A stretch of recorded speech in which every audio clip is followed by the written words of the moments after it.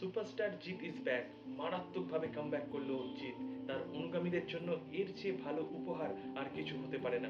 পথিকৃৎ বসু পরিচালিত কেউ বলে বিপ্লবী কেউ বলে ডাকাত বক্স অফিসে জাস্ট ধুমধুমার কালেকশন করে রীতিমতো চমকে দিল প্রত্যেককে। ইতিমধ্যে গ্রস কালেকশন 2,13,00,000 টাকা এবং নেট বক্স অফিস কালেকশন 1,80,00,000 টাকা।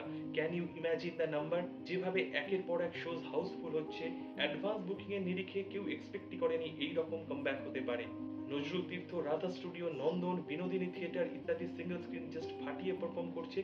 শুধু তাই নয়, পিভিআর, আইনক্স, সিনেপলিসের বেশ কিছু জায়গায় অলমোস্ট ফুল এবং সোল্ড আউট ইতিমধ্যেই। সিনেমাটা দেখে প্রত্যেকে পজিটিভ রিভিউ দিচ্ছে এবং যে বা যারা সিনেমা হলে গিয়ে সিনেমাটা দেখছে তারা out and out mass commercial movie স্বাদ গ্রহণ করছে। বিপ্লবী অনন্ত সিংহের চরিত্রে জিৎ তার ক্যারিয়ারের অন্যতম এক মাইলফলক স্থাপন করলো। ক্রান্তি ফিরেছে, মারাত্মকভাবে ফিরেছে।